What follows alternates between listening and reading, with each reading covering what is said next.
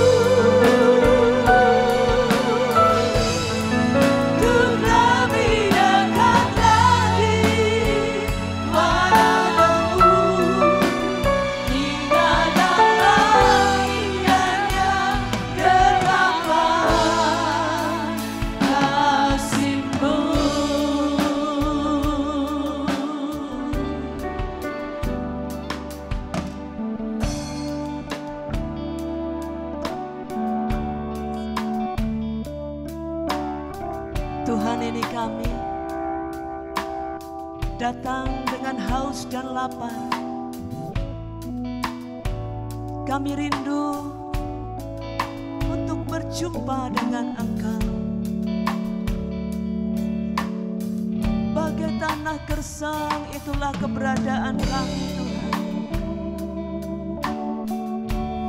Kau selidiki hati kami,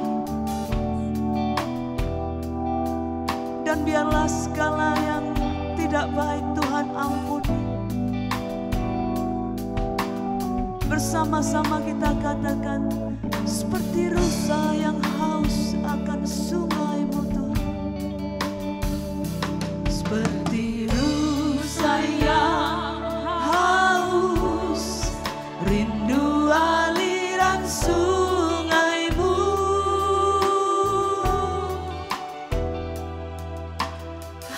hatiku tak tahan menunggumu.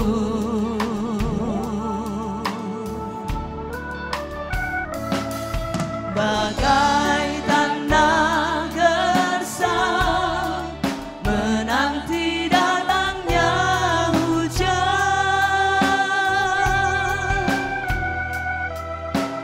begitupun jiwaku Tuhan.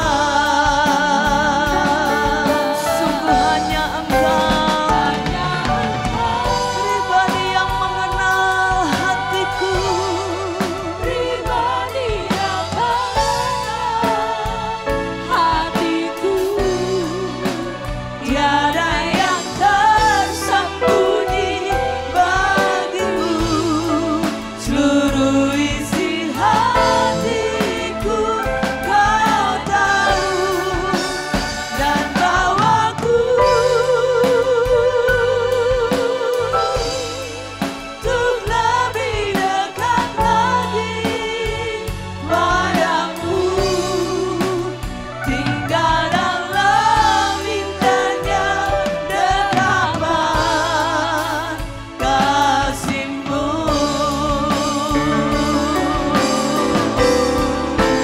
Hanya Engkau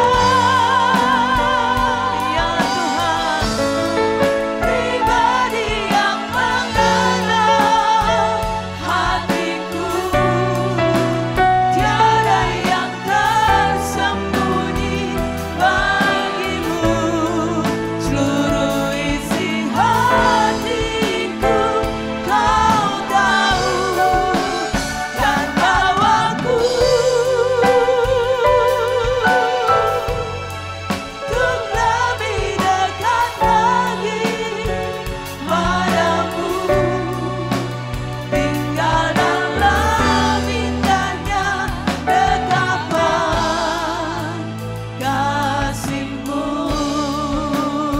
Mari angkat tanganmu. Hanya Engkau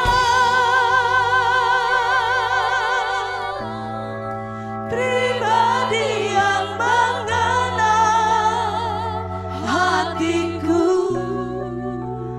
Tiada yang tersembunyi bagimu, seluruh isi hatiku Kau tahu, dan bawaku untuk lebih dekat lagi padamu. Ini kerinduan kami Tuhan. Saya ajak kita semua bangkit berdiri dan katakan, sungguh hanya Engkau Tuhan yang mengenal hatiku. Oh, terima kasih Tuhan. Sungguh tidak ada yang tersembunyi bagi Engkau. Kuduskan kami Tuhan, seluruh isi hatiku Kau tahu, dan bawaku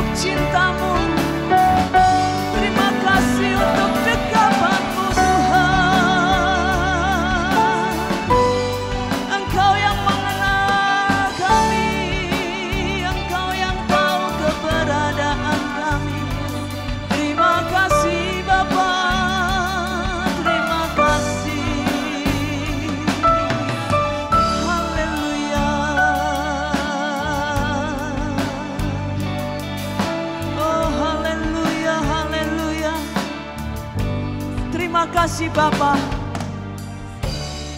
Kami mengucap syukur untuk kesempatan yang indah.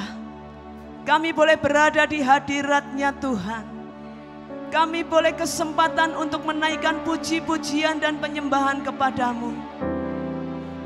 Allah yang kudus, Allah yang besar, Allah yang ajaib, yang kami mau puji dan mau kami muliakan, ada di tempat ini. Dan biarlah ya Tuhan, keajaiban kuasa-Mu juga dirasakan dan dialami oleh setiap jemaat-Mu. Biarlah jubah kekudusan, jubah puji-pujian boleh kami kenakan. Di dalam nama Tuhan Yesus, kami mengucap syukur dan kami siap memasuki ruang-Mu yang maha kudus dengan puji-pujian dan sorak-sorai. Di dalam nama Tuhan Yesus, yang percaya dan siap memuji nama Tuhan, mari bertepuk tangan yang meriah bagi Tuhan. Katakan haleluya, haleluya. Sungguh kuasa dan kasih-Nya tidak tertandingi.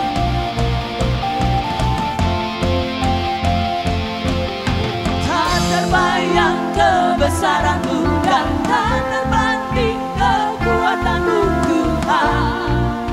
Kau megah bagiku segenap jiwa dan pengharapan. Ku serahkan untuk rencana-Mu Tuhan.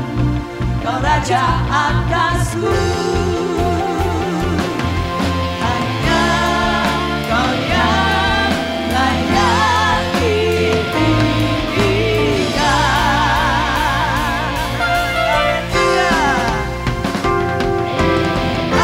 Ajaib Kau Tuhan, agung dan perkasa. Kau sumber kemenanganku, layak berkuasa. Meringkas tampaknya, Yesus Kaulah Raja mulia. Ajaib Kau Tuhan, agung dan perkasa. Kau sumber kemenanganku, layak berkuasa. Meringkas tampaknya, Yesus Kaulah Raja mulia. Haleluya. Sungguh kuasa-Nya tak tertandingi. Tak terbayang kebesaran-Mu dan tak terbanding kekuatan-Mu Tuhan. Kau megah bagiku. Haleluya. Segenap jiwa dan pengharapan ku serahkan untuk rencana-Mu Tuhan. Kau Raja atasku. Hanya Kau yang layak ditinggikan. Haleluya. Ajaib Kau Tuhan, agung dan perkasa. Kau sumber kemenanganku, layak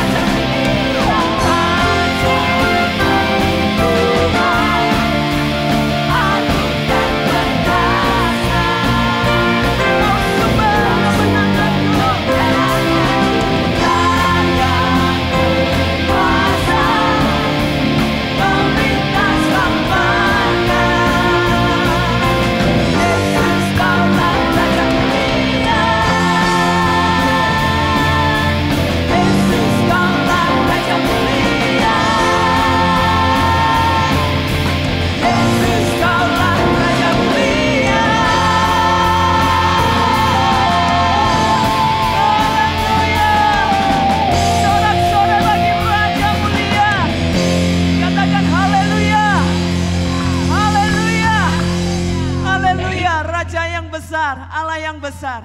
Dia yang menyatakan kasih-Nya kepadamu. Kasih-Nya bukan kasih yang kecil, tapi kasih yang besar. Haleluya. Dia sendiri rela naik ke Golgota untuk dosamu dan dosaku. Bersuka cita.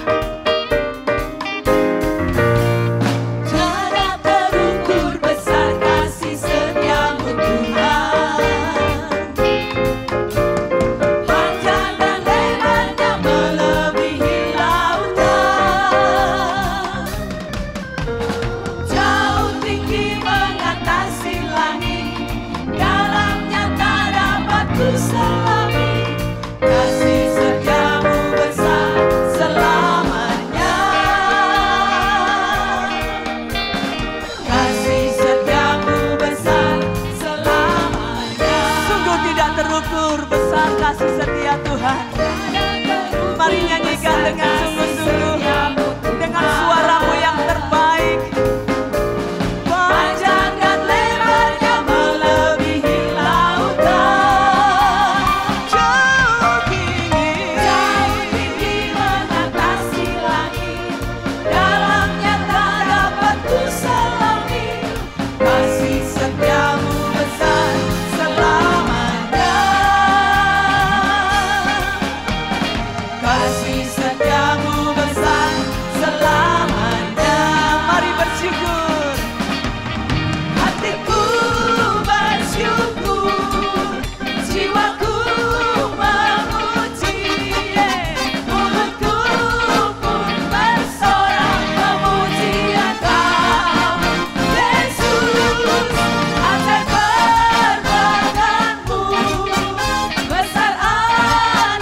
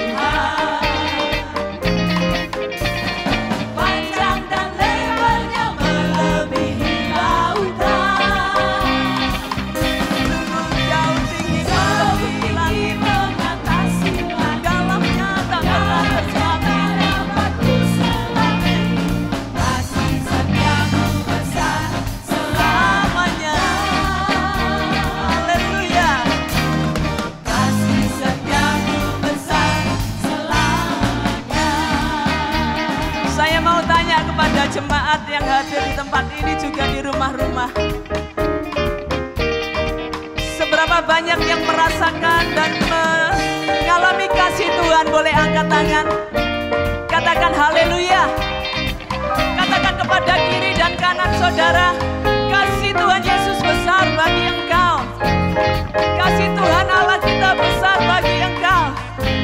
Orang yang dikasih Tuhan siap menari bagi Tuhan. Amin. Mau menari bagi Tuhan? Bersama-sama dengan saya ya. Hatiku bersyukur.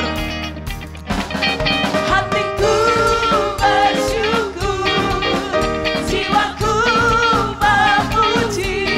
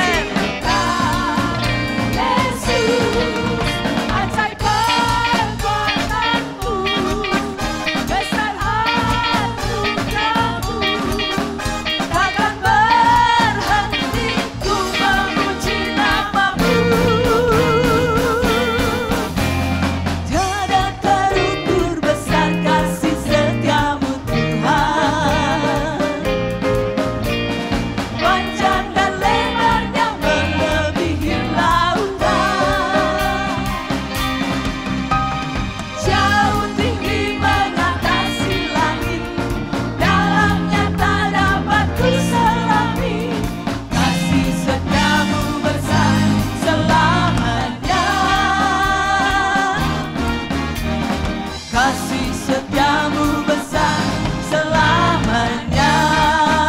Kasih setiamu besar, kasih setiamu besar selamanya. Haleluya. Kasih setiamu besar selamanya. Oh haleluya. Kasih setia Tuhan itu besar bagi kita. Sebesar gini. Coba kita ungkapkan dengan tangan kita meskipun tidak bisa ya. Besar. Haleluya. Haleluya. Mari bersama-sama bersyukur. Terima kasih Tuhan untuk kasih-Mu yang besar dalam hidup kami. Ku bersyukur buat kasih-Mu menyelamatkan hidupku. Oh Yesus, Tuhan dan Rajaku. Dengan apa kan ku balas anugerah-Mu yang ajaib. Biarlah hidupku selalu menyenangkan hati-Mu. Aku bersyukur Tuhan, ku bersyukur buat kasih-Mu menyelamatkan hidupku. Oh Yesus, Tuhan dan Rajaku. Dengan apa kan ku balas anugerah-Mu yang ajaib. Biarlah hidupku selalu menyenangkan hati-Mu.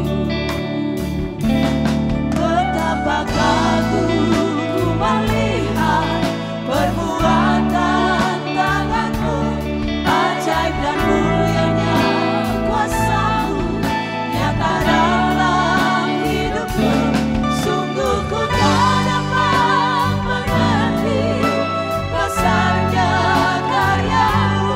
Oh indahnya, oh heran kasih-Mu. Betapa kagum ku melihat perbuatan tangan-Mu, ajaib dan mulianya kuasa-Mu nyata dalam hidupku. Sungguh ku tak dapat mengerti besarnya karya-Mu. Oh indahnya, oh heran kasih-Mu. Mari kita ambil waktu sejenak. Ingat kembali apa yang Tuhan telah perbuat di dalam hidup kita. Terima kasih Tuhan. Aku merasakan bahwa hari-hariku aku senantiasa disertai oleh Tuhan. Aku senantiasa dipegang oleh Tuhan. Kalau pada hari ini aku ada, itu karena kasih-Mu Tuhan. Betapa hebat Engkau Allahku, sungguh ajaib segala perbuatan-Mu. Terima kasih Tuhan.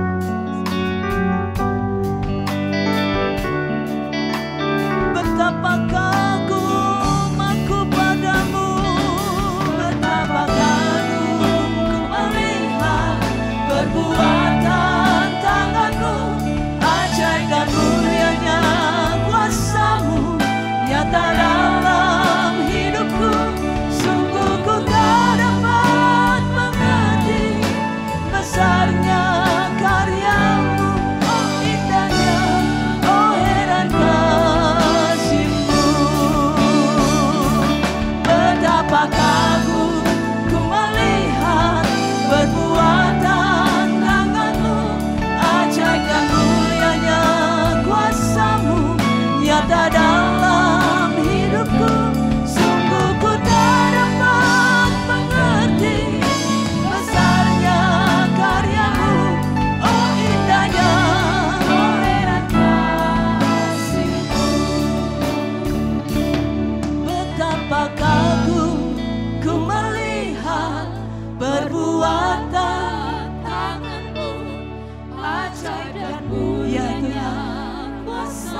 sungguh nyata dalam hidupku, sungguh ku tak dapat mengerti besarnya karya-Mu. Sekali lagi dengan sungguh-sungguh katakan, betapa kagum ku melihat, betapa kagum ku melihat perbuatan tangan-Mu, ajaib dan mulianya kuasa-Mu nyata dalam hidupku. Sungguh ku tak dapat mengerti besarnya karya-Mu, oh indahnya, oh heran kasih-Mu. Betapa kagum perbuatan tangan-Mu, sungguh ajaib dalam. Sungguh ku tak dapat mengerti besarnya karya-Mu, oh indahnya, oh heran kasih-Mu. Sungguh ku tak dapat mengerti, sungguh ku tak dapat mengerti besarnya karya-Mu, oh indahnya, oh heran kasih-Mu.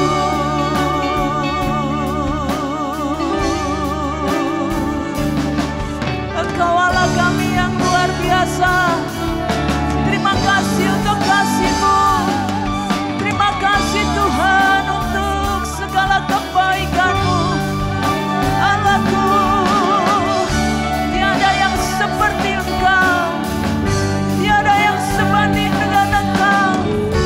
Kami memuji-muji kebesaran-Mu. Oh, haleluya, haleluya. Terpujilah nama-Mu Tuhan. Biarlah segala yang bernafas memuji nama Tuhan. Umat-umat Tuhan yang telah ditebus oleh darah-Nya, oleh Anak Domba Allah, menaikkan puji-pujian yang terindah bagi Tuhan. Haleluya, haleluya, haleluya. Kita masih kalah moral lewat segala mata kalah lewat. Glory, segala kemuliaan hanya bagi Yesus Tuhan. Haleluya, haleluya, haleluya, haleluya. Gila masih kalah moral lewat sakana masih.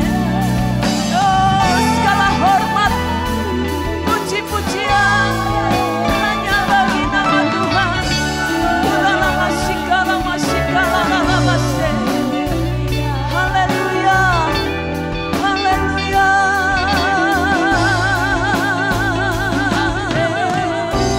Glory, glory hanya bagi Engkau. Oh Yesus, Percaya kuasa Yesus. Kira masih kalah. Haleluya, haleluya, haleluya.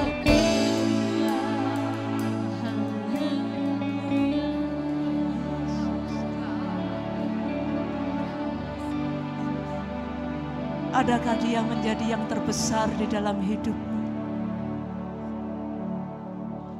Dia yang mulia, yang agung, rela merendahkan diri agar engkau dan saya beroleh hidup selamat. Adakah Dia mendapatkan tempat yang terindah dan terbesar dalam hidup? Yesus terlebih besar Yesus terlebih besar di dalamku, di dalamku.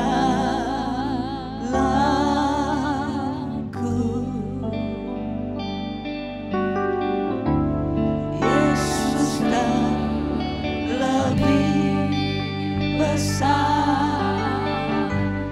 Yesus terlebih besar di dalamku.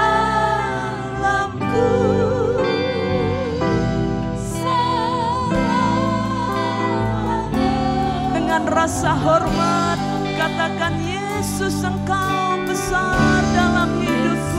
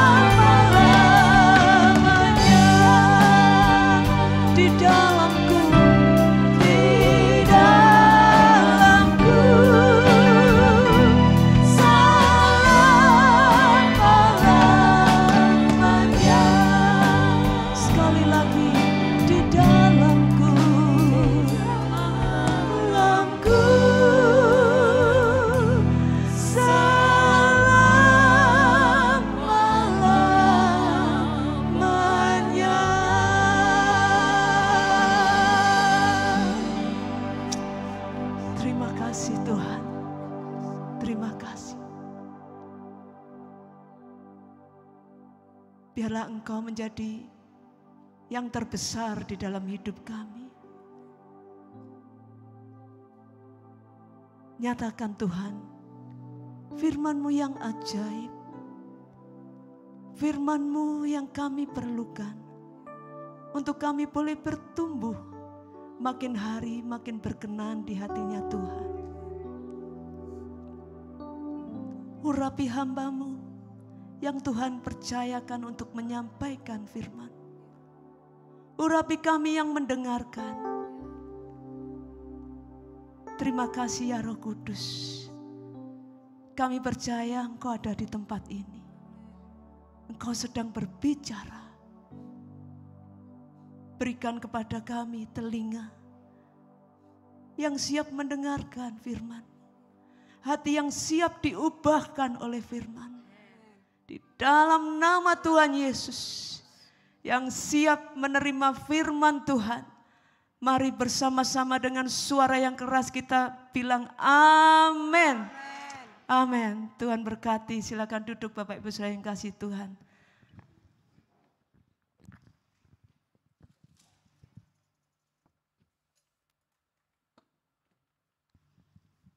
Shalom, selamat pagi saudara sekalian. Kita berjumpa lagi dalam ibadah raya kita dan pagi hari ini kita kembali akan merayakan perjamuan kudus. Kita berbahagia, kita bersyukur karena kita termasuk orang pilihan yang dipilih untuk duduk dalam perjamuan kudus sehidangan dengan Tuhan sendiri. Seperti biasa saya akan memberikan sebuah slide. Jadi di dalam telapak tangannya, itu ada judul yang berikan. In the palm of his hand. Karena kita mengetahui bahwa Tuhan telah mengukir kita di dalam telapak tangannya. Berapa besar tangannya Tuhan? Kok bisa mengukir nama kita? Bahkan sebelum dijadikan, dia telah tahu siapa kita dan dia telah membentuk kita sebelum di dalam janin orang tua kita. Jadi itu adalah nubuat yang diberikan oleh Nabi Yesaya. Jadi our history is part of his story. Jadi sejarah kehidupan kita merupakan bagian daripada kisah yang Tuhan tulis dalam kehidupan kita. Jadi ini kalau diterjemahkan bahasa Indonesianya kok kurang pas ya. Tapi begitulah saudara.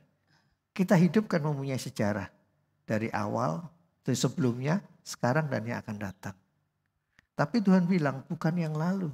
Tapi yang akan datang atau yang terakhir itulah yang diperhitungkan. Jadi kita dalam hal ini kita kemudian kalau pagi hari ini kita melihat firman Tuhan. Kita kembali diingatkan bahwa betapa mulianya kita, betapa besarnya kita. Betapa Tuhan menghargai kehidupan kita. Sehingga dia mengatakan bahwa dia menuliskan nama kita di dalam telapak tangannya.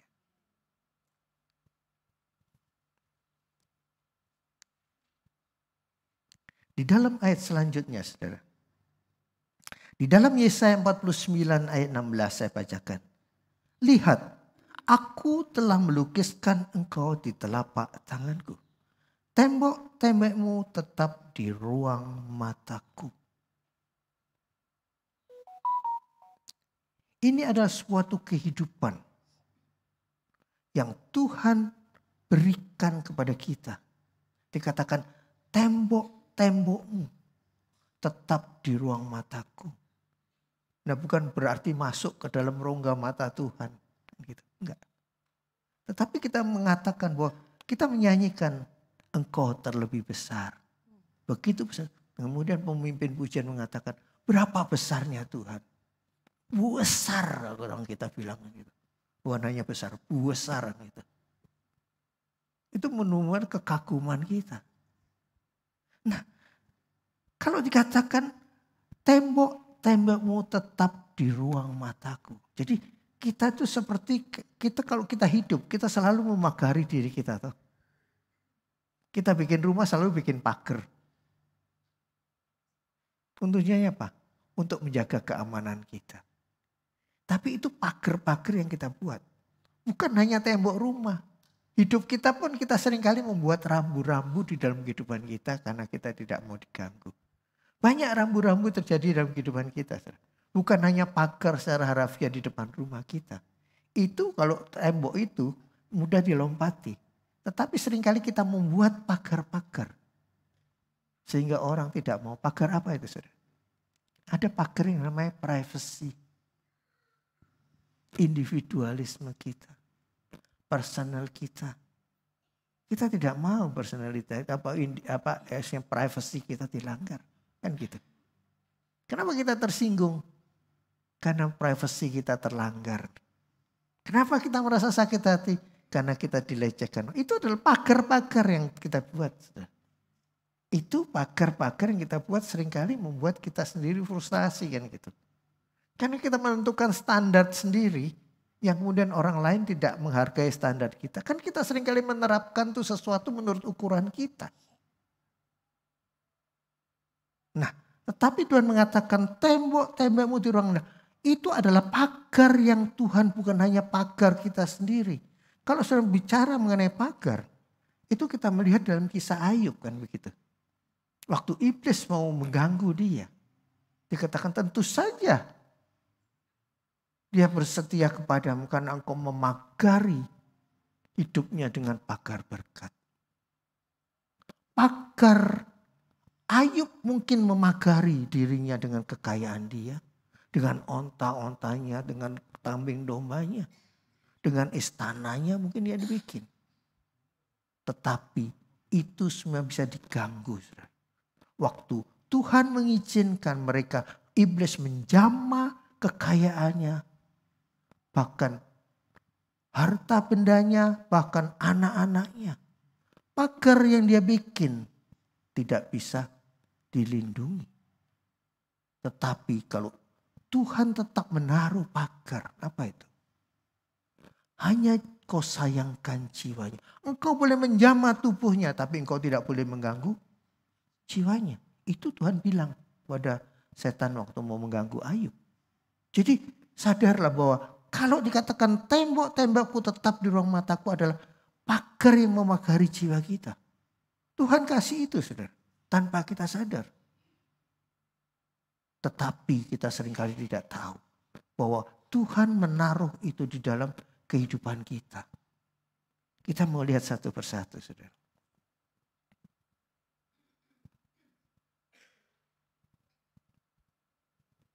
Kita hidup ada masa lalu, masa kini dan masa yang akan datang. Past, present and future kan gitu. Apa yang kita lihat? Sejarah hidup kita, our history, adalah perjalanan hidup kita. Di dalam 1 Petrus 1 ayat 18-19. Sebab kamu tahu bahwa kamu telah ditebus dari cara hidupmu yang sia-sia yang kamu warisi dari nenek moyangmu itu bukan dengan barang yang fana. Bukan pula dengan perak atau emas, melainkan dengan darah yang mahal, yaitu darah Kristus yang sama seperti darah anak domba yang tak bernoda dan tak bercela. Nah, kalau Petrus menulis surat itu kepada jemaat, dia mengatakan, kamu telah ditebus dari cara hidupmu yang sia-sia yang kamu warisi dari nenek moyangmu, bukan dengan barang yang mana. Nah, waktu hidup kita, saudara, kenapa saya katakan masa lalu, masa kini, dan masa yang akan datang? Masa lalu kita tidak tahu, saudara. Mungkin kita hidup dari keluarga Kristen, keluarga yang separuh Kristen kayak saya ini, saudara. Karena mama saya anak Tuhan, papa saya bukan. 26 tahun mama saya berdoa sampai papa saya bertobat. Gitu. Nah, itu adalah masa lalu. Dan kemudian kalau kita aplikasikan dengan gitu, kita apa masa lalu kita? Kita tahu kita semua itu orang berdosa. Kan gitu. Nah, masa lalu yang terjadi dalam kehidupan kita telah dikuburkan bersama Kristus kan gitu. Waktu kita menerima Kristus, kita diputuskan dari masa lalu kita kan gitu. Kita menjadi manusia yang baru kan. Kita kemudian mengaku dosa kita bertobat, kemudian kita masuk dalam baptisan ini. Kita kemudian keluar sebagai manusia baru. Manusia baru yang bagaimana sih saudara? Kalau dikatakan dalam 1 Petrus itu tadi, dikatakan bahwa cara hidupmu yang sia-sia yang kamu warisi dari nenek moyangmu. Kita hidup tidak terlepas dari adat istiadat dan nenek moyang kita. Tetapi nenek moyang kita yang bagaimana? Ada nenek moyang kita yang Kristen. Tapi Kristennya yang bagaimana? Kristen dengan pertobatan atau Kristen banyak identitas di KTP. Kan banyak itu, saudara. Nah, tapi kita berbicara mengenai bagaimana kita Kristen sejati yang menerima penebusan oleh kematian Kristus, yaitu kita dilepaskan dari dosa yang lama. Dikatakan dari dosa yang lama. Waktu kita menerima Kristus, kita tuh mewarisi dosa dari Adam dan Hawa.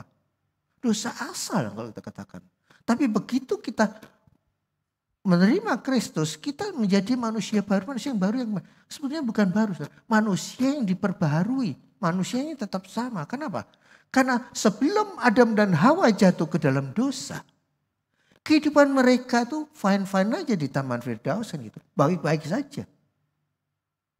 Dan dikatakan di situ dikatakan waktu mereka belum jatuh dosa, mereka benar-benar manusia rohani. Saudara. Tetapi begitu manusia jatuh ke dalam dosa, spiritual being-nya itu, manusia rohani itu hilang. Kenapa? Karena dia tidak seorang yang mempunyai sebagai manusia rohani, spiritual being itu mempunyai kehidupan yang kekal. Mereka berdosa, kehidupan kekal hilang. Tetapi wajah Allah, rupa Allah, dan kehendak bebas tidak hilang. Dan kemudian dalam perjalanan waktu manusia kemudian jatuh bangun, dan kemudian sampai Yesus datang.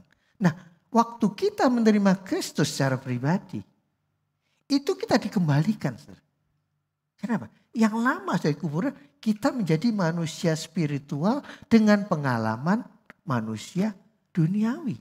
Kan gitu. Kita spiritual being with human experience. Jangan dibalik. Bukan kita human experience dengan human being dengan spiritual experience. Bukan. Jadi kita sebagai manusia rohani menerima Kristus, tapi dengan pengalaman jasmani, pengalaman duniawi sebelum kita jatuh, sebelum kita menerima Kristus. Jadi dalam keberdosaan kita karena warisan itu, kita adalah manusia duniawi. Kan gitu. Nah, kemudian kalau kita dibaptiskan, kemudian menerima Kristus dan dibaptiskan, itu kita dikembalikan kepada citra kita semula sebagai manusia yang diperbaharui. Orang bilang manusia baru, tapi saya diperbaharui karena kita manusia tetap sama. Tapi diperbaharui kehidupannya menjadi kehidupan rohani, manusia rohani. Pengalaman yang dulu biarin, pengalaman dosa itu pengalaman saja. Itu past experience kata masa lalu. Tetapi itu akan mempengaruhi kehidupan kita masa kini. Jadi kenapa masa kini, saudara? Kalau Petrus mengingatkan, engkau adalah telah dilepaskan. Nah, hidupmu yang sekarang itu bagaimana? Itu yang Petrus ingin bilang. Kita, masa kini kita. Mungkin ditentukan kita mempunyai pengalaman masa lalu yang jelek, yang gelap mungkin. Jatuh bangun itu telah dikuburkan. Tetapi seringkali masa kini kita tuh tertarik oleh pengalaman masa lalu kita. Seringkali kita mengingat-ingat apa yang terjadi masa lalu kita. Dendam masa lalu, kegelapan masa lalu kan gitu. Dosa masa lalu padahal Tuhan bilang sejauh dari timur dari barat dijauhkannya pelanggaran Tuhan gitu. Jadi Tuhan mempunyai kemampuan waktu kita menjadi manusia rohani. Dia mempunyai kemampuan mengampuni dan melupakan. Itu yang Tuhan katakan. Tetapi seringkali kita nggak bisa. Kita manusia baru, tapi pengalaman masa lalu yang nggak enak itu dosa masa lalu. Kalau nggak benar-benar diputuskan, itu hidup kita sekarang ini masih bimbang. Apakah benar aku menjadi orang yang diselamatkan? Apakah benar aku yang benar-benar orang bebas? Kita yang tahu. Tapi masa kini itu menentukan apa yang akan datang. Future yang akan datang ditentukan apa yang kita lakukan saat ini. Jadi kalau pada pagi hari ini kita melihat kembali firman Allah. Kita di dalam telapak tangan kita. Apa sih yang terjadi dengan masa lalu kita? Dikatakan Tuhan menuliskan kita di telapak tangan. Bagaimana sih? Itu kemudian kalau Kristus mati di kayu salib. Bukan hanya menuliskan, itu mentato, dirajah nama kita di dalam telapak tangan. Dirajah di mana? Di dalam tangan Yesus yang terpaku di kayu salib. Itulah rajahan nama kita. Yesus lakukan. Tidak bisa hilang. Karena itu merupakan janji Allah yang tidak bisa berubah. Kita mungkin menunda janji Allah. Tapi janji Allah tidak pernah dihapuskan. Itu yang namanya covenant. Nah, Tuhan tidak ingin kita jatuh ke dalam dosa. Tetapi karena kehendak bebas kita, karena kita selalu mengingat masa lalu kita, seringkali saat kini pun kita pakai mau-mau kita, seolah-olah kita masih hidup di masa lalu yang penuh dengan gelimang dosa. Kan itu. Nah, ingat bahwa Kristus, kenapa dia tangannya enggak, kalau dia mau saudara, bekas lubang paku dia bisa tutup. Tapi enggak. Dia merajahkan nama kita di lubang bekas paku di kayu salib. Itu yang Yesus lakukan buat kita. Bukan main, saudara. Nah, yang akan datang bagaimana? Kita tahu Tuhan. Karena namaku, engkau bukan hanya menulis. Kalau kita hanya menggambar, saudara. Pakai spidol dicuci juga hilang. Tapi dia merajah itu di lubang bekas paku itu. Itulah kita.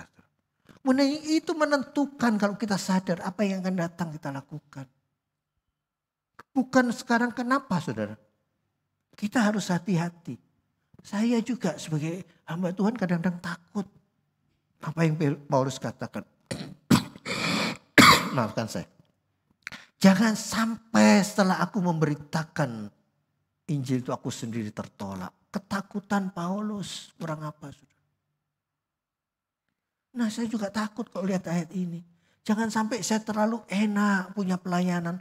Saya terlalu nyaman punya pelayanan. Itu bukan suatu kepuasan. Karena pelayanan bukan kita. Kalau kita merasa puas dengan pelayanan kita melayani diri sendiri. Tidak ada nilainya. Tapi kalau kita melayani Tuhan, kita selalu ingat bahwa apa yang kita lakukan. Ini bukan hanya berlaku pada hamba Tuhan. Kita semua saudara. Pelayanan apa yang kita lakukan. Itu menentukan future kita. Yang akan datang kita. Kalau kita tidak hati-hati pada saat ini. Kita terlena. Oh enak kita menikmati pelayanan kita. Tapi ingat. Siapa yang kita layani. Diriku. Pendeta. Atau Tuhan. Karena dia bilang. Mereka. Aku tidak kenal engkau. Bukankah aku mengusir setan demi namamu. Aku menyembuhkan orang sakit demi namamu. Enyahlah engkau. Aku tidak mengenal engkau. Kenapa? Karena engkau tidak menjaga kehidupanmu benar di hadapan Tuhan. Itu kita harus lihat. Future kita. Apa legacy kita yang akan kita wariskan. Itu yang lebih penting saudara.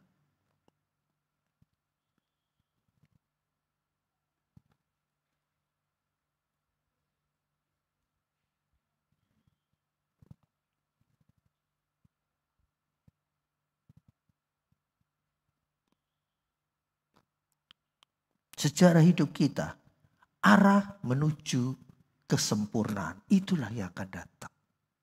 Kita harus menjadi sempurna. Gak ada pilihan. Dikatakan 1 Korintus 9 ayat 25 sampai 26. Tiap-tiap orang yang turut mengambil bagian dalam pertandingan. Menguasai dirinya dalam segala hal. Mereka berbuat demikian untuk memperoleh suatu mahkota yang fana. Tetapi kita untuk memperoleh suatu mahkota yang abadi. Ayat 26.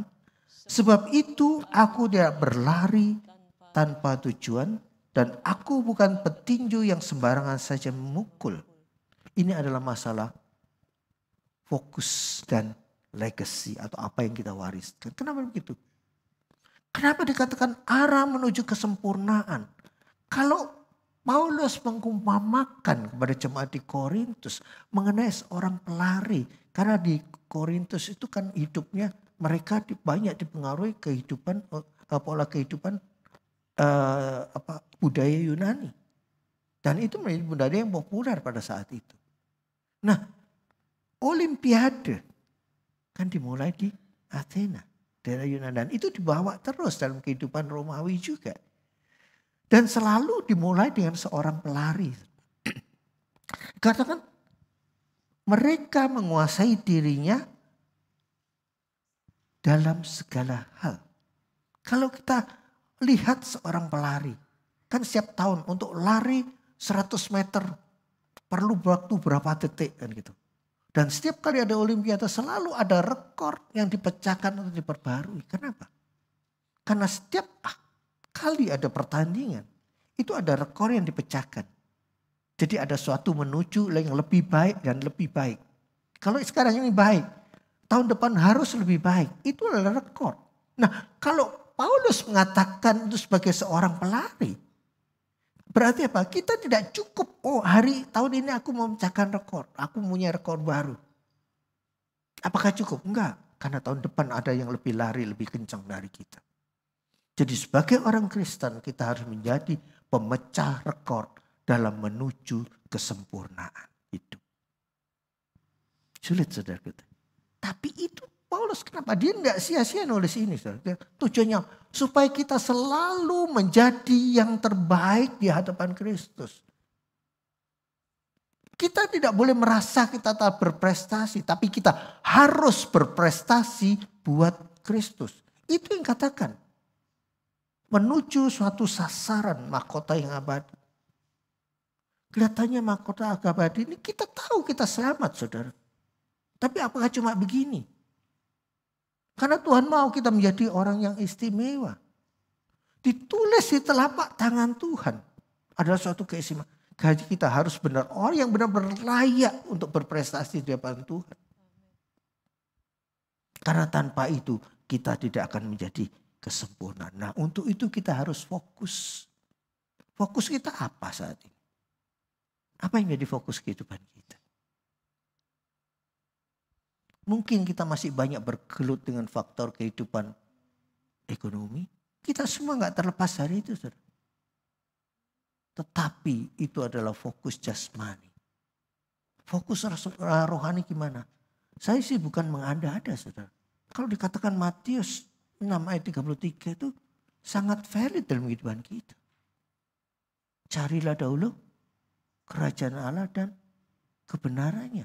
Maka semuanya akan diberikan kepadamu sebagai bonus. Orang yang berprestasi saudara, bonusnya gede saudara. Nah itu yang Tuhan mau. Memang kita sulit mencari secara ekonomis kehidupan kita gak akan lebih baik. Kehidupan di dunia ini secara ekonomi gak akan lebih baik. Setiap tahun pasti akan lebih sulit. Tetapi dikatakan kembali. Kita boleh mencari kehidupan. Benar, harus. Kan dikatakan mereka yang bekerja yang boleh makan. Dan bekerja jangan makan kan gitu. Tetapi dalam mencari kehidupan itu ingat. Fokus kita adalah kekekalan. Semua yang kita cari di dunia fana. Lu ya kalau yang fana aja gak bisa gimana yang kekal. Kan orang bilang gitu. Tapi ingat. Dengan mengutamakan kekekalan. Fokus saudara akan berubah. Kenapa? Karena kerajaan surga bukan soal makan dan minum. Tapi soal kebenaran, sukacita dan soal kebenaran, damai dan sukacita oleh kuasa Roh Kudus. Jadi apa tujuan kita? Kita berlari menuju sasaran bukan hanya mahkota. Kalau mahkota adalah urusannya dengan kerajaan. Bagaimana nanti kalau terjadi pengangkatan? Sedikit kita mengingat. Itulah tujuan kita saudara. Jangan sampai kita tertinggal dan kita mengalami aniaya iblis. Nah kalau kita gak menjadi yang utama, gak menjaga kehidupan kita. Dua orang di ladang, satu diangkat, satu ketinggalan. Dua orang lagi mengisar gandum, satu diangkat, dua-duanya bekerja. Tapi yang satu bekerja hanya untuk kepentingan jasmani, tapi yang satunya bekerja untuk sesuatu yang kekal. Kenapa? Hidup satu kekal. Kalau kerja kita hanya sekedar kerja aja saudara. Tanpa memperhatikan kepatuhan Tuhan mau. Kalau engkau bekerja seolah kerja karena itu sesuatu seolah-olah untuk Tuhan. Dalam bekerja pun Tuhan telah memberikan rambu-rambu. Mau engkau diangkat Tuhan bilang. Kau harus bekerja untuk kekekalan. Memang kerjanya jasmani tapi kita tahu kalau kita bekerja Tuhan. Kalau aku lakukan ini dengan integritas. Penuh sebagai orang yang spiritual anak Tuhan. Aku tahu tujuanku mau kemana. Jadi fokus. Ya memang kita harus fokus, pekerjaan gak boleh ngawur. Tapi kalau saudara fokus dengan firman Allah. Kalau mulai dengan Tuhan, pasti gak ada orang nipu saudara. Pasti gak ada orang melecehkan saudara. Karena pagar itu dikatakan di dalam rongga mataku. Orang yang hidupnya benar secara rohani, kerja jasmaninya juga diberkati. Yakin saudara. Saya sudah buktikan itu. Siapa nih bilang gitu? Tetapi seringkali mungkin kita jatuh bangun karena kita mengingat yang lalu. Ya apa-apa. Tapi bereskan itu setiap hari sebelum saudara tidur malam. Karena kita nggak tahu. Itulah fokus kita. Tuhan, aku memang bekerja untuk hari ini Tuhan. Tapi aku mau bekerja untuk kekekalan itu. Bukan untuk yang fana. Apa sih tujuan kita di dunia? Kan dikatakan, wong urip ku mau mampir ngombe kan gitu. Bondo titipan pangkat sampiran. No itu berbahasa Jawa saudara. Kita cuma mampir minum di sini. Bondo cuma titipan, harta titipan. Suatu saat bisa diambil, lihat ayo. Pangkat cuma disampirkan di pundak kita. Kalau ini dicopot kayak jemuran, kita hanya tinggal kayak jemuran. Enggak ada nilainya. Jemuran tuh ada nilainya kalau sudah jemur baju. Kalau enggak kan enggak ada. Banyak jemuran hilang karena ada jemurannya. Kalau cuma kawat jemuran enggak ada yang ngelirik. Benar enggak? Nah itu sudah hidup kita. Saudara. Jadi kekekalan itu. Loh memang kelihatannya abstrak, tapi itulah tujuannya. Kalau hidup yang fana ini kita nggak tahu kapan umur manusia. Setiap saat bisa dipanggil. Apalagi kayak seumur saya ini. Saya setiap malam mesti siap-siap tuh saudara. Siapa tahu nggak bangun. Makanya kalau istri saya bilang, pintu kamar jangan dikunci. Kasih tahu pembantu saya, kalau bapak jam 7 belum bangun, buka itu pintu. Loh sampai kayak begitunya.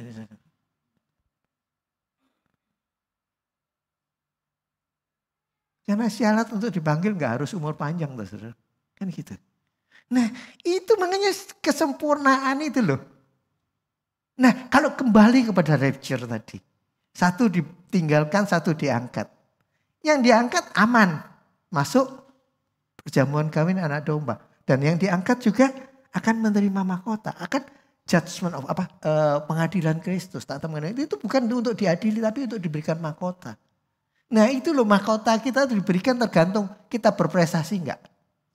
Kan ada 5 jenis mahkota. Oke, saya enggak bahas itu panjang ceritanya. Tapi itu tujuannya kita. Apa yang kita wariskan? Kalau Paulus mengatakan, tirulah aku. Aku telah mengakhiri pertandingan dengan baik dan aku telah memelihara iman. Nah ayat itu hanya dipakai pada waktu ada orang mati tuh. Ayat emas. Itu kedukaan lalu. Tapi bukan saudara. Paulus nyatakan itu loh yang kau wariskan apa. Kita sekarang mungkin bisa ya enteng. Tapi ingat itu bukan hanya untuk orang mati. Untuk orang hidup. Orang mati gak perlu ayat. Kan gitu. Jadi apa yang kita wariskan. Dimulai dari sekarang. Itu sejarah hidup kita. Kita tentunya ingin, kita mungkin bisa mewariskan harta untuk anak cucu kita. Kan gitu. Tetapi warisan yang ternilai adalah warisan kekekalan, iman. Saudara lihat kehidupan Timotius. Dia menerima warisan iman itu dari neneknya Lois ke ibunya Yunike. Kan gitu. Kelihatannya orang yang benar. Anak cucunya tidak akan meminta-minta atau kekurangan berkat. Itulah yang kita ingin wariskan. Kita masuk ke dalam kekekalan kalau dipanggil. Mudah-mudahan kalau kan dikatakan tuh kalau sangkakala berbunyi yang mati dalam Kristus pun dibangkit. Jadi kelihatannya yang mati dalam Kristus dibangkitkan lebih dulu saudara. Tetapi kita yang masih hidup diubahkan sekejap dan begitu kita naik jumpa dia. Itu kata lagu tuh kalau bunyi sangkakala. Tapi dasarnya adalah ayat 1 Korintus kan gitu. Nah kita mungkin masih lama kedatangan Tuhan. Loh kita nggak tahu loh. Yesus saja nggak bilang kapan kedatangnya. Tapi kalau kita tidak mewariskan sesuatu, saudara. Harimau mati meninggalkan belang. Gajah mati meninggalkan gading. Kita mati ninggalin apa, saudara? Apakah senilai sesuatu yang kita wariskan? Paulus berkatakan, tirulah aku. Ikutlah teladanku. Nah kalau kita benar mengarah pada kekekalan, kita tahu kalau aku bersamamu engkau Tuhan malam ini. Dan keadaanku itu akan kita wariskan ke anak cucu kita. Oh ternyata papaku, engkongku meninggalnya di dalam Kristus. Itu suatu kesaksian. Itu jadi sejarah hidup kita. Kata dikatakan history is written by the conqueror. Sejarah ditulis oleh pemenang. Nah kita pemenang saudara. Kita bisa menulis sejarah kita itu. Kalau kita sekarang hidup benar di depan Tuhan. Maka kita menulis sejarah kekekalan buat anak cucu kita.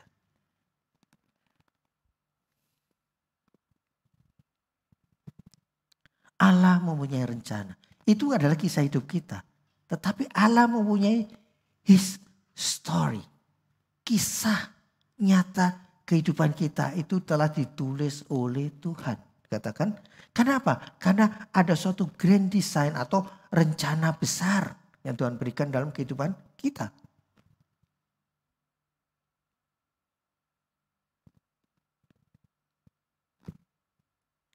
Kok nggak jalan? Boleh dibantuin?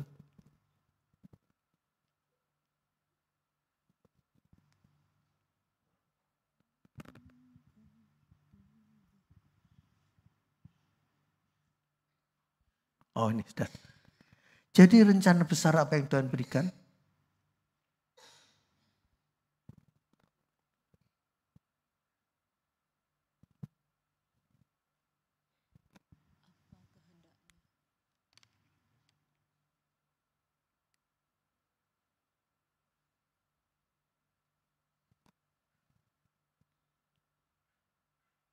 Nah, rencana besar atau grand design Yesaya 49 ayat 16. Lihat aku telah melukiskan engkau di telapak tanganku. Itu ayat emas kita.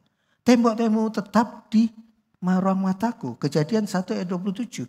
Maka Allah menciptakan manusia menurut gambarnya. Menurut gambar Allah diciptakannya dia laki-laki dan perempuan diciptakannya mereka. Nah rencana besar Allah dalam kehidupan manusia itu dikatakan seperti ayat emas kita tadi. Di dalam telapak tangan dia tertulis sejarah kehidupan kita.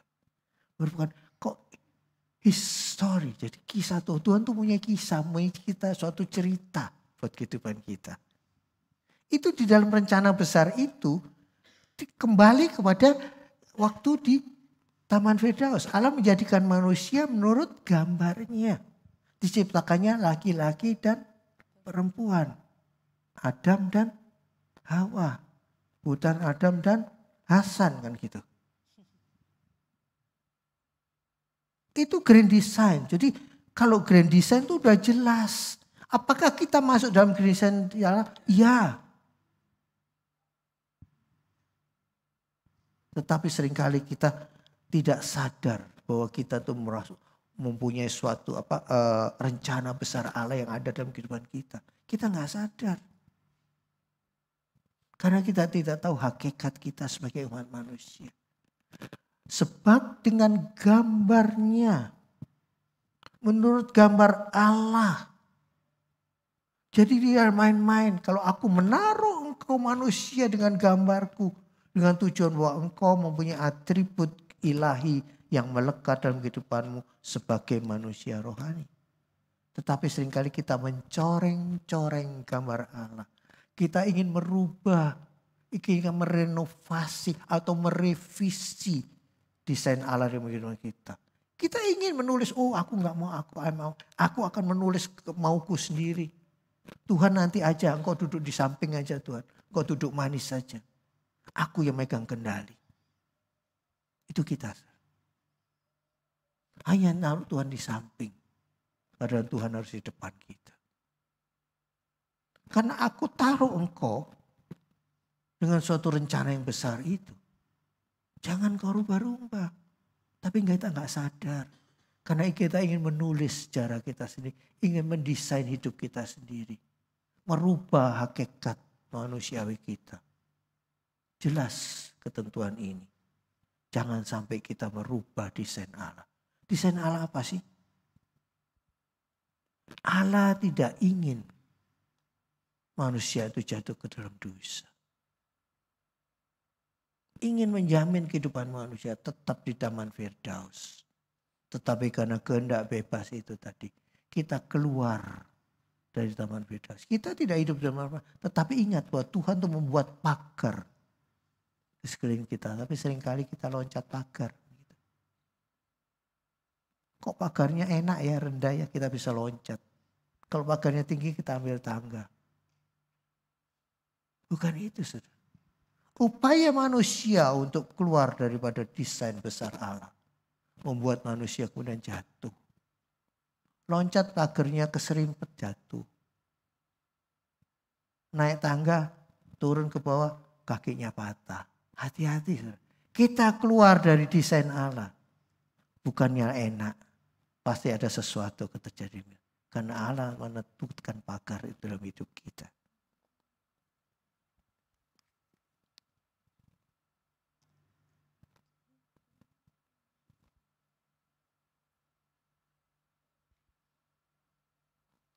Apa yang menjadi kehendaknya dalam hidup kita?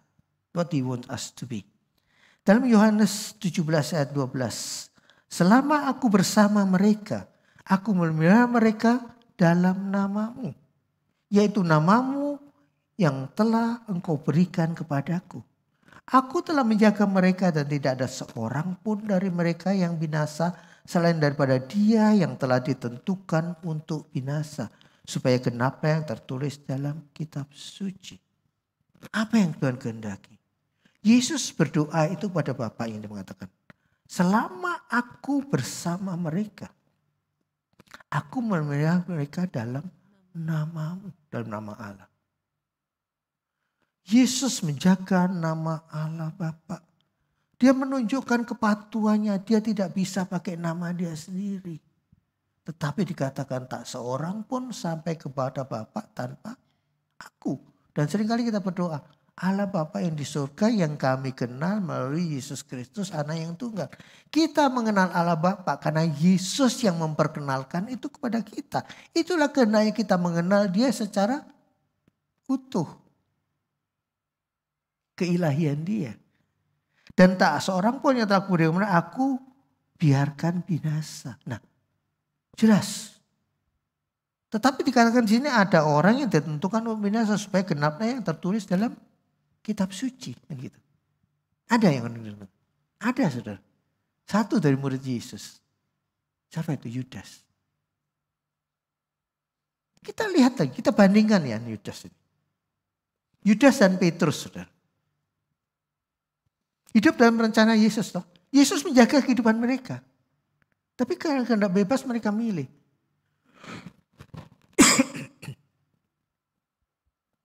Yudas menjual Yesus. Benar toh? Tapi dia gak nyangkal Yesus. Petrus gak jual Yesus. Tapi dia nyangkal Yesus. Berat mana dosanya?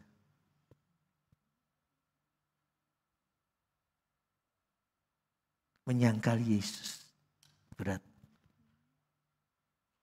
Tetapi dia bertobat. Jadi dia masuk dalam grand design. Yudas.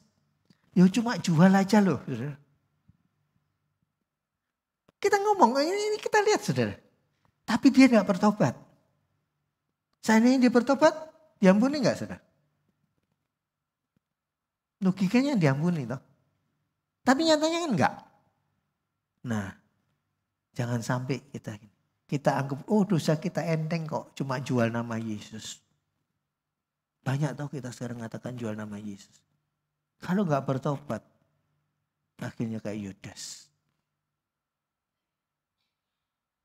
Jadi ini kenyataan loh. Seringkali kita menjual nama Yesus. Untuk sesuatu yang tidak. Loh kita bukan menjual artinya apa? Begitu kita berdosa. Bukan hanya menyangkali tapi juga jual. Berat tuh saudara. Nah kalau sampai itu terjadi dan kita tidak terbalik, kita masuk orang yang dikatakan yang akan ditentukan binasa. Tapi kehendaknya jelas, dia tidak ingin. Yesus menjaga. Tetapi kita seringkali tidak mau dijaga. Nah kehendaknya jelas. Dia mempunyai rencana jelas. Aku membuat engkau dalam grand design supaya engkau hidup dari kekal sampai kekal. Tapi di dalam perjalanan hidup kita ini, kita seringkali jatuh bangun belak-belok gak keruan. Tapi kalau selama kita kembali kepada grand design itu tadi, yakin saudara akan diangkat bersama dengan Yesus.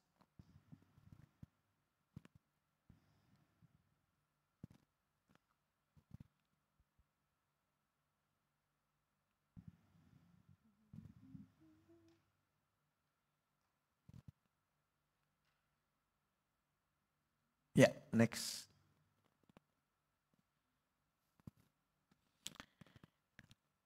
Kita melihat bahwa rencana Allah adalah rencana besar. Apa yang menjadi kehendak dalam rencana besar itu? Dan kemudian itu demi menggenapi janjinya. Karena Tuhan telah mengikat perjanjian dengan kita. Bahwa kita masuk dalam perjanjian yang kekal itu tadi. Yesaya 32 ayat 17. Di mana ada kebenaran, di situ akan tumbuh damai sejahtera. Dan akibat kebenaran ialah ketenangan dan ketenteraman untuk selama-lamanya. Dalam Yeremia 29 ayat 11. Sebab aku ini mengetahui rancangan-rancangan apa yang ada padaku mengenai kamu. Demikian firman Tuhan, yaitu rancangan damai sejahtera, bukan rancangan kecelakaan. Untuk memberikan kepadamu hari depan yang penuh harapan. Itu janji yang Allah berikan pada waktu manusia diciptakan sebagai manusia rohani, jatuh bangun kembali ke manusia rohani, mempertahankan kehidupan kita. Kemudian janjinya itu karena merupakan desain yang besar dari Dia. Dia nggak merubah itu, jelas kok. Karena di mana ada kebenaran, kembali, apakah kebenaran? Firman Allah yaitu Yesus sendiri. Kalau selama engkau bersama dengan Yesus, Yesus bilang, aku menjaga. Itu janjinya. Di situ akan tumbuh damai sejahtera.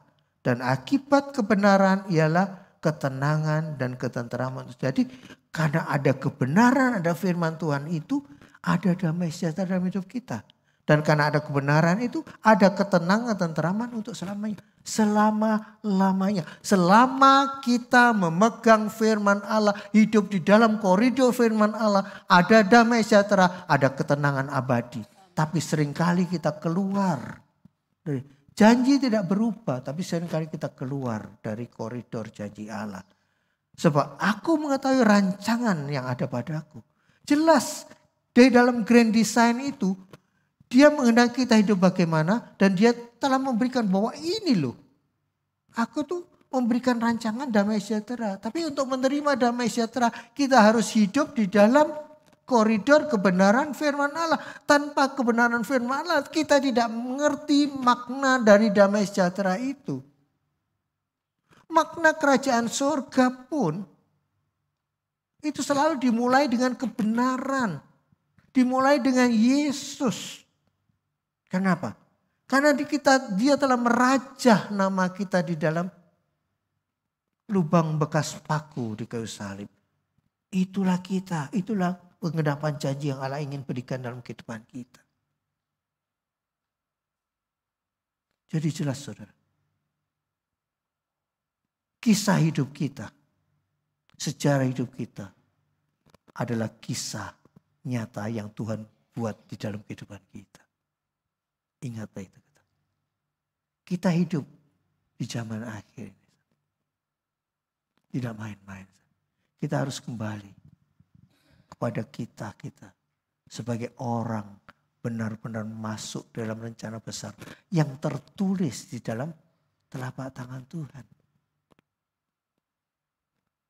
Bukan digambar, saudara.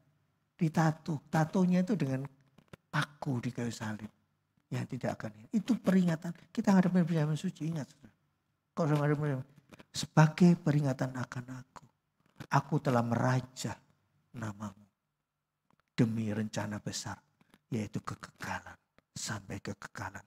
Saya akan rangkum dengan satu kalimat.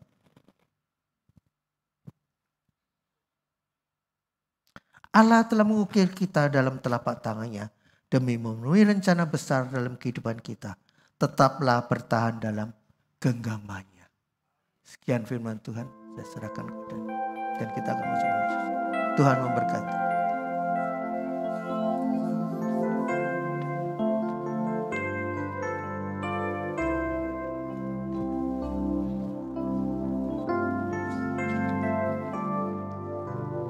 Di telapak tanganmu terlukis namaku,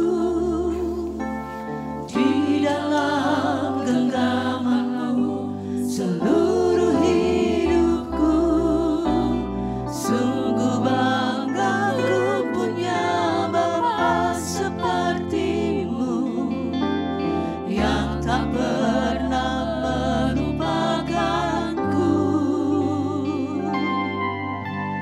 Di tengah badai hidup kau menemaniku, di atas gunung batu kau bawa diriku. Sungguh bangga ku punya Bapa sepertimu, yang tak pernah meninggalkanku. Ku nyatakan Engkau Tuhan di hidupku, Tuhan di setiap ucapan dan perbuatanku. Ku nyatakan Engkau Tuhan di hidupku, Tuhan yang selalu ku sembah di setiap. Mari kita katakan, di telapak tanganmu terukir namaku. Di telapak tanganmu tertulis namaku, di dalam genggamanmu seluruh hidupku. Sungguh bangga ku punya Bapa sepertimu, yang tak pernah melupakanku. Di tengah badai hidup kau menemaniku.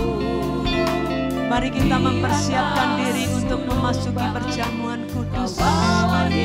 Perjamuan kudus akan dilayani oleh Bapak Pendeta Yohanes Haryono.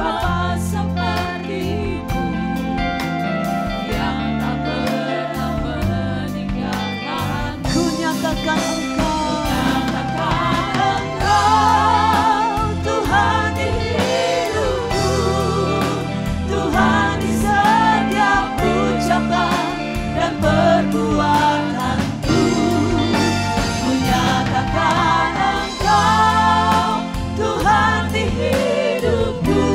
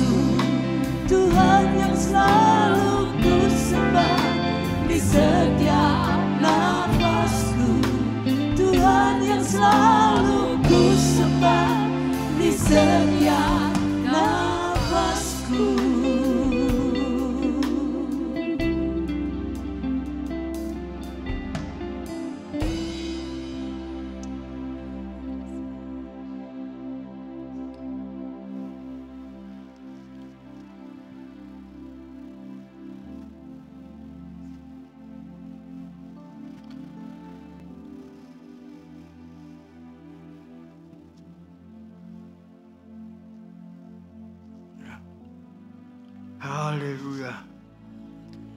Perjamuan kudus hari ini ada peneguhan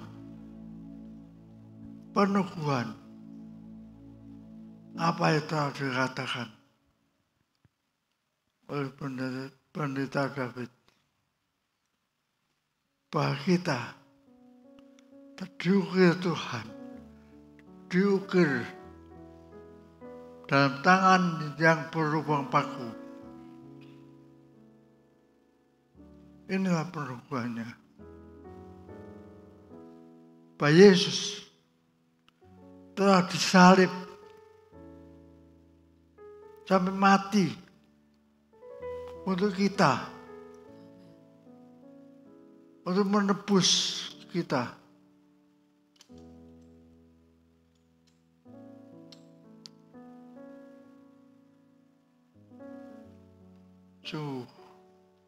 Masa depan, rencana Allah akan dipenuhkan buat kita. Amin. Terima kasih.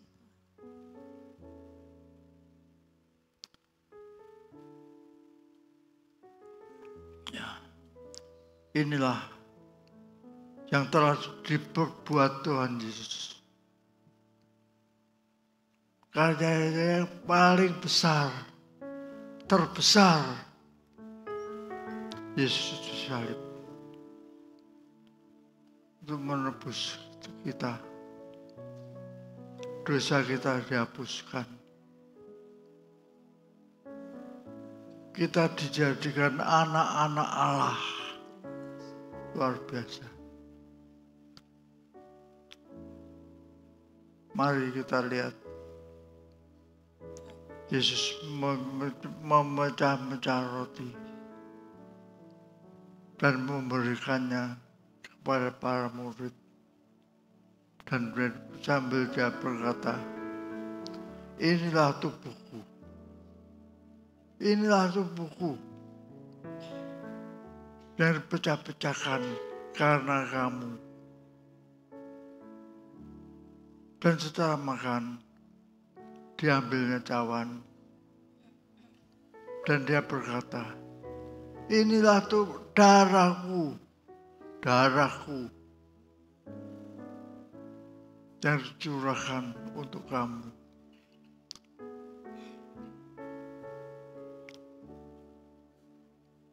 Darah pengorbanan menghapuskan semua dosa kita. Mari tolong bagikan perjamuan ini.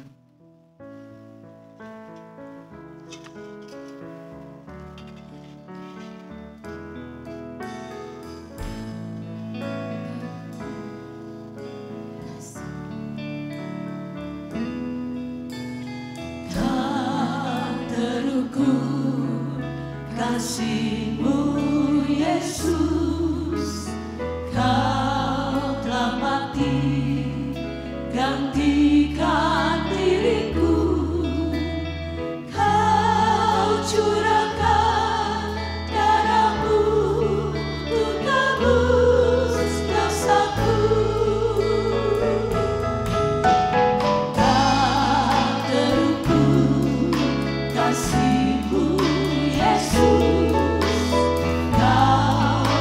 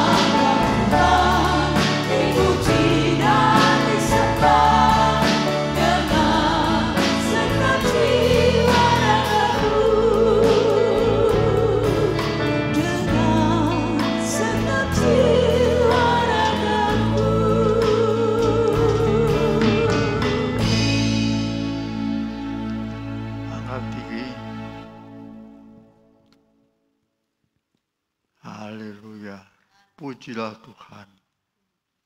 Pujilah Dia. Sungguh, inilah tubuh Yesus yang dipecah-pecahkan karena kita. Makanlah.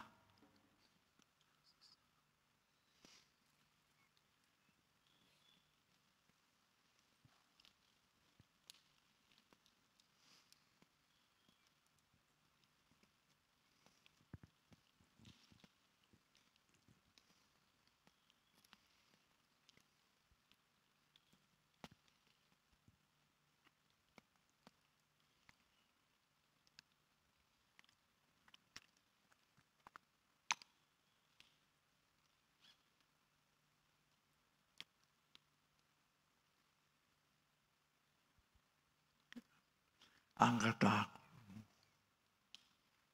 Haleluya. Inilah darah Yesus. Puji Tuhan, puji Tuhan. Darahnya menguduskan engkau. Haleluya. Minumlah.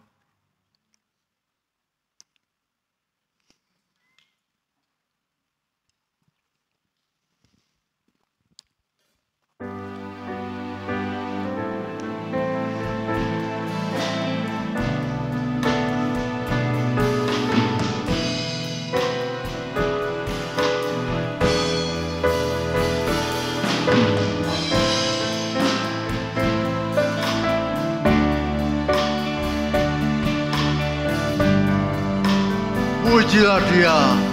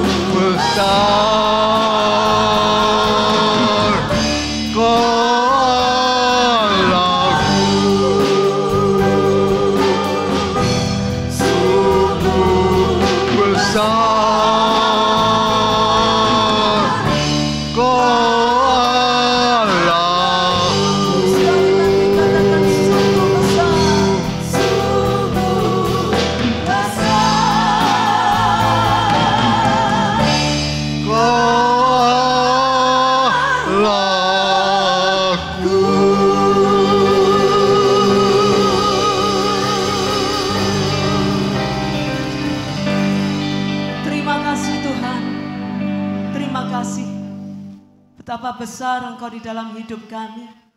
Terima kasih kalau kami telah diukir oleh Tuhan di telapak tangannya Tuhan.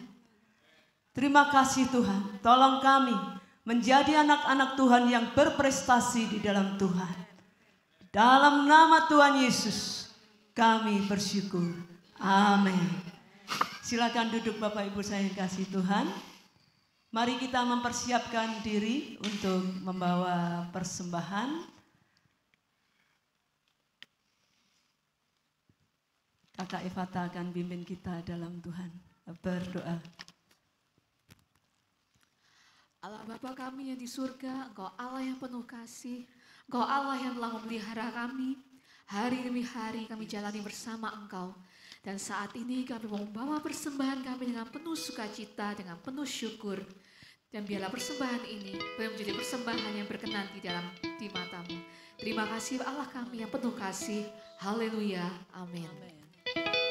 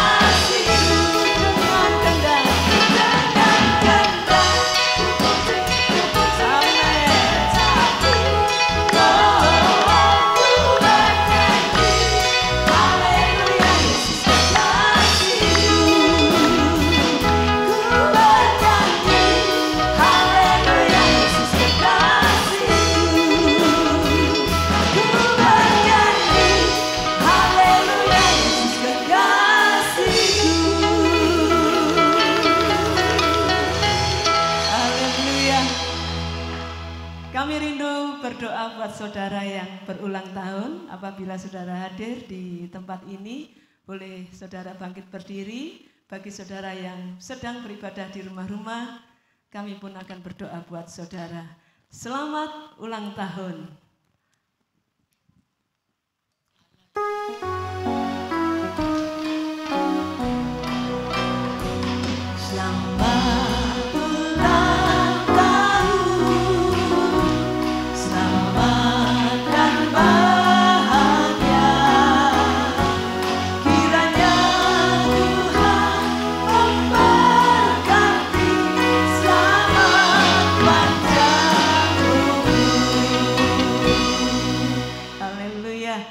Pendeta Roslin akan pimpin kita dalam doa.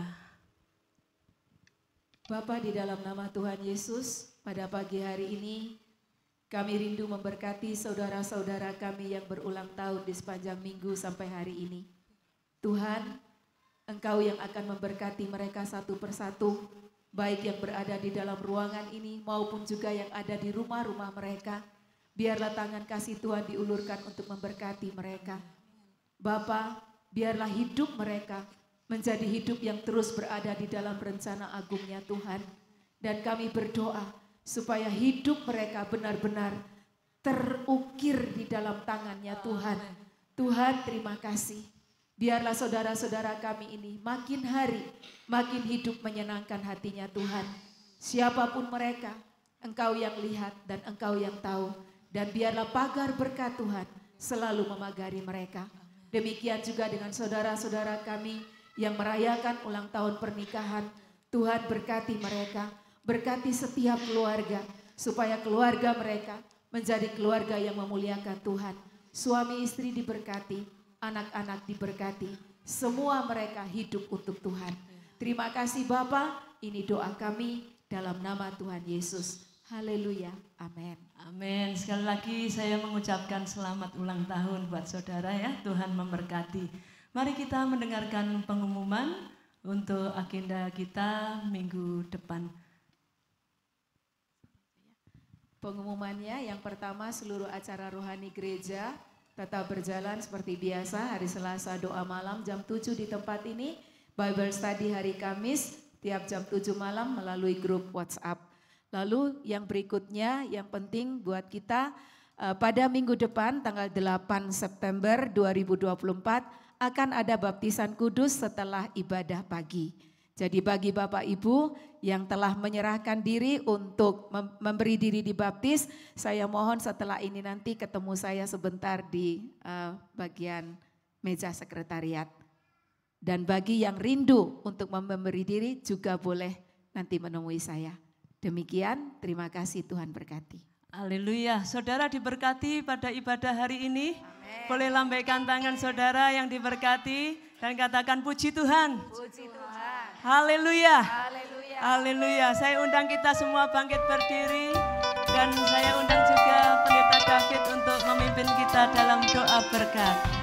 Ya, langkahku